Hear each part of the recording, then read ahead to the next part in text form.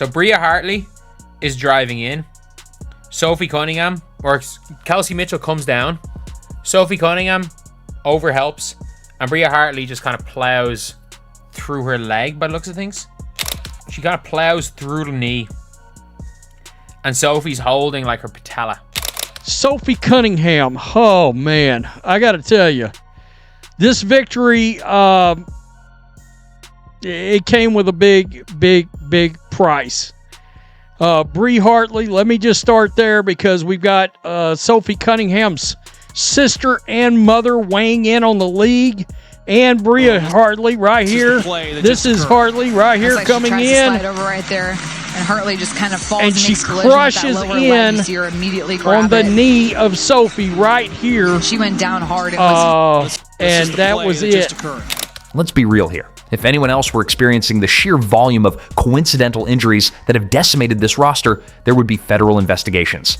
So what's making the WNBA act like they've got a personal vendetta against the league's biggest draw? Stick around, because this conspiracy threatens to destroy women's basketball's greatest phenomenon before it even reaches its peak. As an Indiana Fever fan, this absolutely sucks. I mean, first we lose CC. We don't know when she's coming back, if she's coming back. And now this happens to Sophie Cunningham. Are we just cursed? This is the play that just occurred. That's like she tries to slide over right there, and Hartley just kind of falls and makes collision with that lower leg. You see her immediately grab it. Caitlin Clark out for 12 straight games with a groin injury that mysteriously keeps getting re-aggravated every time she tries to return. Aari McDonald out for the season with a broken bone in her right foot. Sydney Colson out for the season with a torn ACL. It looked bad. She's going to be done for the year. I don't know how much longer the Indiana Fever can continue to survive with these injuries. I just have to be honest. I gotta be real. We lost Sydney Colson to a torn ACL. Aari McDonald, broken bone in her foot. Caitlin Clark has played like 12 games all year or something like that. DeWanna Bonner scammed us. I mean, it's been a complete shit show, to say the least. It's been a shit show. I just gotta be honest. That's 4 key players from one team, folks. 4. You know what normal teams lose in an entire season? Maybe one starter to injury if they're unlucky. But the Indiana Fever? They're dropping players like it's some twisted game of Survivor, and the WNBA is sitting back acting like this is just part of the game. I mean, immediately in the game, the refs was just on some ish, bro. Just on something, and y'all know what I always say, man. What if Sophie or somebody was your aunt, your niece, your daughter? You know, you got to put yourself in reality, you know, because she is somebody's daughter, she is somebody's sister, and this is just unfortunate. And those of you who don't think a civil rights investigation need to be brought upon this league is tripping. This civil rights investigation. The league's response? They signed Odyssey Sims to a hardship contract because they literally don't have enough healthy guards to field a roster. Think about that for a second. The most popular team in women's basketball history has been reduced to signing emergency replacements just to put 5 players on the court. This isn't bad luck. This is systematic destruction of the WNBA's golden goose. Sophie Cunningham lying down, clearly in pain, visible pain, agony, pain, stays down. Got to cut to commercial. The medical staff comes around her. She looks like she walked off on her own accord, but it looked like she walked off in pain on her own accord. Out for the rest of the game. Only played 10 minutes. And that's where Lexi Holt needed to step up, and step up she did. Step up she did. Athletes. Pathetic. Sophie's sister Lindsay and her mom Paula. At WNBA, maybe you should focus less on fining players for commenting on your poor officiating and more about hiring officials that are able to call a consistent game, protect your athletes. Pathetic. Praying for you, Sophie Cunningham. Yeah, officially, my 2 favorite players in this league that I really love to, particularly love to pull for, they're both out now. And it did not look good. No word on that, by the way. Pathetic. That's the word that perfectly describes what we're witnessing. Sophie Cunningham has already been fined 4 times this season for calling out referee incompetence, and now she's lying on a trainer's table because those same refs refused to protect her from dangerous plays. The irony would be laughable if it weren't so infuriating.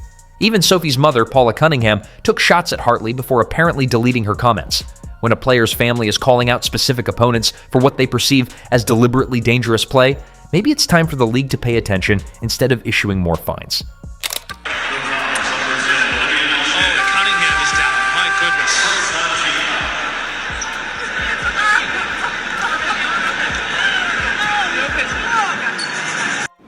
You can literally hear her screaming in pain. It's so heartbreaking.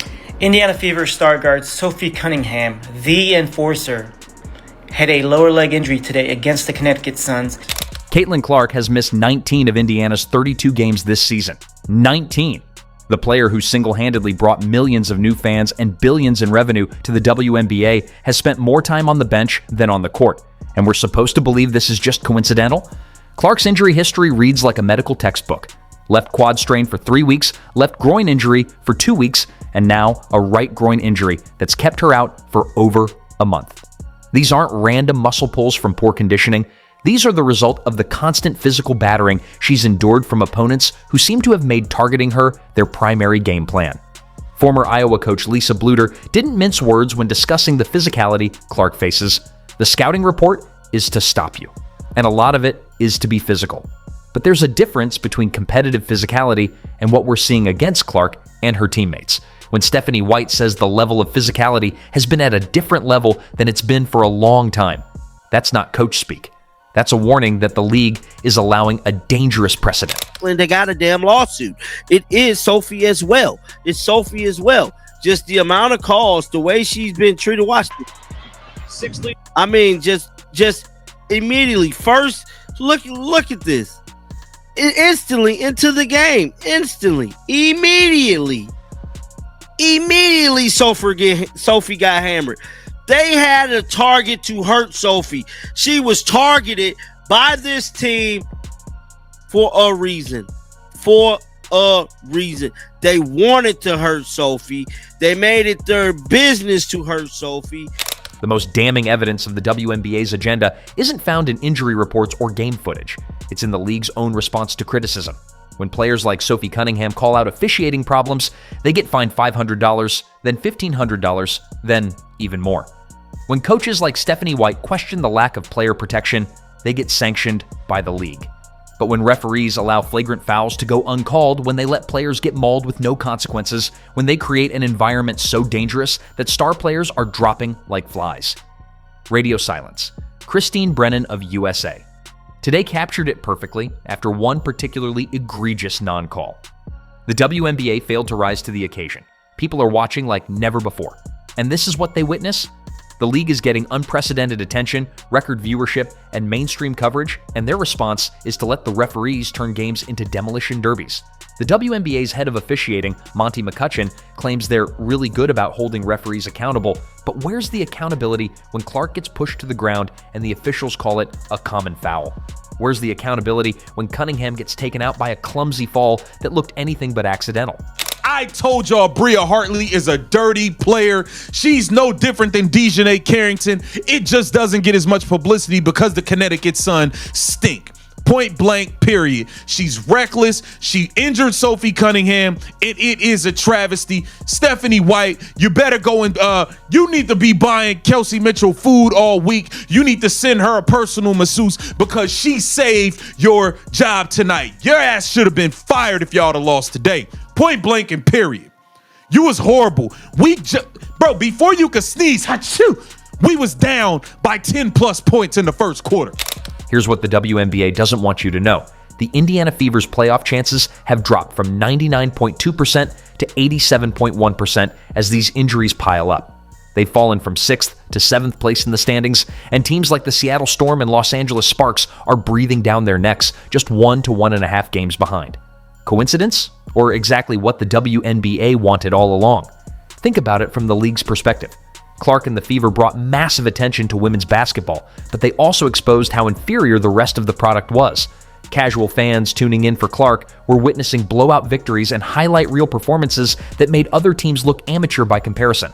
The league needed to level the playing field, and what better way than to systematically remove the Fever's competitive advantages? ESPN's WNBA Basketball Power Index still gives Indiana an 87.1% chance to make the playoffs, but that number drops every game Clark sits on the bench. With 10 games left in the regular season, the Fever are in a desperate race against time to get healthy and secure their playoff position before this injury epidemic costs them everything they worked for.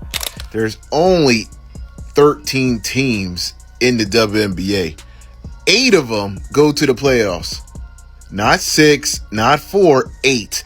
Over 50% of them go to the playoffs. So when you are supposed to win games that you're supposed to win, you're supposed to just take care of business. I don't care if they lost Caitlin Clark. They still have Kelsey Mitchell. They have Aaliyah Boston. Sophie Cunningham, hope she feels better. Lexi Hall. They have talent on this team. They have enough talent. Howard. Let's look at the timeline and see if you can spot the pattern. Early season. Clark suffers a left quad strain that keeps her out for weeks. The team struggles but manages to stay competitive. Mid-season, Clark returns, starts playing at an elite level, then suffers a left groin injury. More missed time, but the Fever adapted. July, Clark returns again, has her best game of the season with 32 points against the defending champion New York Liberty, then immediately re-injures her groin against Connecticut. She hasn't played since. August. With Clark still out, the Fever start dropping games to inferior opponents. Then McDonald and Colson both suffer season-ending injuries in the same game against Phoenix. Now Cunningham joins the casualty list. 4 separate injury incidents, 4 key players, all happening to the team that was supposed to dominate the league and carry the WNBA to new heights of popularity and profitability. At what point do we stop calling this bad luck and start calling it what it is? Systematic targeting of the WNBA's most valuable franchise. And we have no idea when Caitlin Clark is coming back or if she is coming back at all. Every time that they get asked, they just say TBD. We have no idea what's going on, which is, in my opinion, quite suspicious. You kind of know what is going to happen with an injury. The doctors can give you an estimate. The player can tell you, you know, I'm not really feeling that great. I don't expect to be coming back, but she has been practicing with the team. Maybe she's going to come back for the playoffs and help them get that championship, or at least try to get the championship. Lindsey Cunningham's social media post wasn't just a family member venting frustration. It was a direct indictment of everything wrong with the WNBA's priorities. Instead of hiring officials that are able to call a consistent game and protect your athletes, the league is busy finding players for speaking truth to power. Sophie Cunningham has been fined multiple times this season for criticizing officiating, including once for a TikTok video where she called the referees useless after watching them allow dangerous play after dangerous play. But here's the kicker. Every time she's been fined, fan support has grown stronger. GoFundMe campaigns covered her fines within hours. Petitions demanding referee accountability pulled in thousands of signatures overnight. The WNBA's response to growing criticism? More fines, more sanctions, more attempts to silence the truth. When Lindsey Cunningham calls the league's priorities pathetic, she's not just talking about one play or one game. She's talking about a systematic failure to protect the athletes who are bringing unprecedented success to women's professional basketball. She's talking about a league that would rather fine players for telling the truth than fix the problems those players are highlighting. Sophie's mother, Paula, Hartley is a disgruntled player having trouble everywhere she goes.